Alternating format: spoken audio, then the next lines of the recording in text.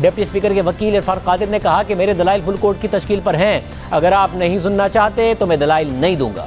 तो chief justice ने उनसे मुकालमा किया कि अच्छी बात है कि आपने हमसे इस तरह कहा, आप बिस्मिल्लाह करके दलाइल शुरू करें। इस मौके पर इरफान कादिर ने मज़ीद दलाइल दिए कि जब बार बार एक ही जज बेंच में आते हैं तो इस इल्ज़ाम को फुल कोर्ट के जरिए मुस्तरद किया जा सकता है। ये बात सोशल मीडिया और ज़बान ज़दे आम है। जस्टिस एजाजुल हसन की मुझसे नाराज़गी उस दिन भी महसूस हुई और आज भी महसूस हुई, काश ना होती। मौजूदा बेंच की न्यूट्रलिटी पर कोई इबाम नहीं है, मगर इल्ज़ामात को रद्द करने के लिए फुल कोर्ट ज़रूरी है। चीफ जस्टिस ने इरफान कादिर से कहा कि फुल कोर्ट बहुत संजीदा और पेचीदा मामलात में बनाया जाता है, ये मामला पेचीदा नहीं है। अगर आप फुल कोर्ट के लिए दलाइल पर तैयारी करके आए हैं तो ठीक, वरना मंसूर रवान को सुन लेते हैं। चीफ जस्टिस ने मजीद कहा कि हमारे मुल्क में गवर्नेंस का बहुत बड़ा मसला है। हमने वफाक के मामले पर खुद नोटिस लेकर दिन और शाम में सुनकर फैसला किया। वफाक के मामले पर हमारी राय थी कि डिप्टी स्पीकर ने आर्टिकल 95 की खिलाफ वर्जी की और केस को लंबा नहीं लेकिन छोटा किया जा सकता है। तो इरफान कादिर ने जवाब दिया कि मैंने कभी इतने लंबे दलाइल नहीं दिए।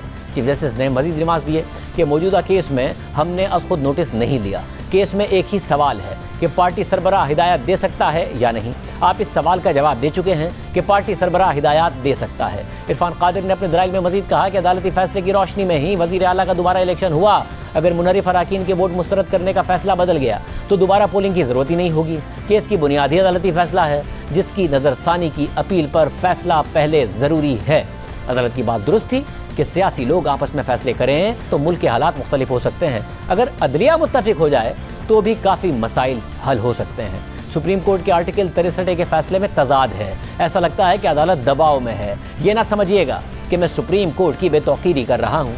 मेरे लिए भी ये अदालत उतनी ही मोहतरम है जितनी आपके लिए है। हमने आना है और चले जाना है, लेकिन इदारे बरकरार रहेंगे। आप सियासतदानों के बारे में कहते हैं कि उनमें इख्तलाफ से मुल्क में हंगामा हो रहा है। अगर जजेस खुद भी यकजा होकर फुल कोर्ट बना लें तो मसला हल हो सकता है। इरफान कादिर ने मजीद कहा, दूसरी पार्टी जिसको वज़ीर आला लाना चाहती है वो उसको डाकू कहते थे। चौधरी शुजात हुसैन पाकिस्तान के बड़े सियासतदान हैं। वो अपना मौक़िफ़ अदालत के सामने रखना चाहते हैं। किसी ने इनहराफ किया है तो फैसला इलेक्शन कमीशन ने करना है। खुदारा इस केस में जल्दी ना करें। आपने कहा था सियासतदान इकट्ठे नहीं होते। अगर जजेस हम आहंग नहीं होंगे तो भी मुल्क में इस्तेहकाम नहीं आएगा। यहाँ पर डिप्टी स्पीकर दोस्त मोहम्मद मज़ारी के वकील इरफान कादिर के दलाइल मुकम्मल हो गए थे और फिर काफ लीग के सरबराह चौधरी शुजात हुसैन के वकील सलाउद्दीन अहमद ने दलाइल शुरू किए।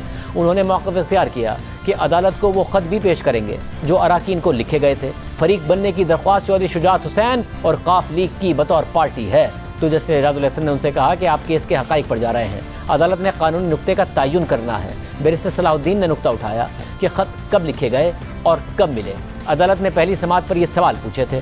तो जस्टिस एजाजुल हसन ने उनसे कहा कि अदालत ने सिर्फ समझने के लिए सवाल पूछा था। स्पीकर ने फैसला ख़त मिलने के वक्त पर नहीं बल्कि अदालती हुक्म की रोशनी में दिया। जस्टिस मुनीब अख्तर ने रिमार्क दिए कि पार्लिमानी पार्टी में तमाम अराकीन की अहमियत है। पार्लिमानी पार्टी में पार्टी सरबराह की आमरीत नहीं होनी चाहिए। पार्लिमानी पार्टी की मुशावरत से फैसले होते हैं। तो बैरिस्टर सलाहुद्दीन ने यह मौक़िफ़ इख्तियार किया कि पार्टी सरबराह कोई और है और अराकीन कहते हैं कि हमारे कायद कोई और हैं, तो ये फैसला सरबराह के बगैर नहीं हो सकता। असल फैसला पार्टी सरबराह का ही होता है, चाहे कायद कोई भी हो। किसी जमात का एक सेनेटर हो तो वो किस पार्लिमानी पार्टी से हिदायत लेगा? फुल कोर्ट की बसीरत से फ़ायदा उठाना चाहिए। जस्टिस मुनीब अख्तर ने सवाल किया कि क्या फुल कोर्ट 8 जजेस भी बैठकर फैसला कर सकते हैं या नहीं? आप 8 जजेस के फैसले का हवाला दे रहे हैं तो 9 जजेस भी समाअत कर सकते हैं। चीफ जस्टिस उमर अता बंदियाल ने रिमार्क दिए कि मुल्क में जारी सियासी तफरीक अफसोसनाक है। हम चाहते हैं कि आइन और जमहूरियत चलती रहे। मुल्क अप्रैल से अब तक मुसलसल बहरान का शिकार है। नहीं चाहते कि मुल्क में ये अख्तलाफात की सूरत यूं ही चलती रहे। चीफ जस्टिस उमर अता बंदियाल ने रिमार्क दिए कि तवक्को नहीं थी कि असेंबली बहाल होने के बाद नई अपोजिशन वॉकआउट कर देगी। अदालत ने नेकनियती से फैसला किया था। अप्रैल से हर गुजरते दिन के साथ बहरान बढ़ता ही जा रहा है। आप शायद चाहते हैं कि यह बहरान मजीद तवील हो जाए। फुल कोर्ट सितंबर में ही बन सकेगा। क्या तब तक सब काम रोक दें? रियासत के अहम तरीन मामलात इसलिए लटका नहीं सकते कि आपकी ख्वाहिश है। आइनी और अवामी मुफाद के मुकदमात को लटकाना नहीं चाहिए। हर शहरी की तरह मईशत की सूरत हाल से हम भी परेशान हैं। मईशत का ये हाल अदालत की वजह से है या अदम इस्तेहकाम की वजह से है? चीफ जस्टिस ने मजीद कहा कि आज ज़्यादा वोट लेने वाला बाहिर और 179 वोट लेने वाला वज़ीर आला है। हमजा शहबाज को वज़ीर आला बरकरार रखने के लिए ठोस बुनियाद दरकार है। रियासत के काम चलते रहने चाहिए। अदालत के फैसले पर इंतखाबात हुए और पुरअमन तरीक़े से हुए। हमें ये ढूंढ कर दे दें कि कहाँ लिखा है कि पार्टी सरबराह गैर मुंतखब भी हो तो उसकी बात मानना होती है। इस मौके पर चौधरी शुजात के वकील बैरिस्टर सलाहुद्दीन ने मौक़िफ़ इख्तियार किया कि फाजिल बेंच रात के 7 बजे भी मौजूद है तो बाकी जजेस भी खुशी से अपनी जिम्मेदारी निभाएंगे। तो चीफ जस्टिस ने उनसे मुकालमा किया कि जजेस दस्तयाब नहीं हैं। तो बैरिस्टर सलाहुद्दीन बोले कि जो जजेस दस्तयाब हैं वो भी बैठकर फैसला कर सकते हैं। चीफ जस्टिस ने कहा कि हम 3 जजेस के अलावा सिर्फ 2 मजीद जजेस शहर में हैं। तो बैरिस्टर सलाहुद्दीन ने तजवीज़ दी कि वीडियो लिंक के जरिए भी जजेस शरीक हो सकते हैं। चीफ जस्टिस ने निमाज दी है कि वीडियो लिंक शिकायत करने वालों की सहूलत के लिए है। वज़ीर आला के इंतखाब का जो नतीजा आया उसका एहतराम करना चाहिए।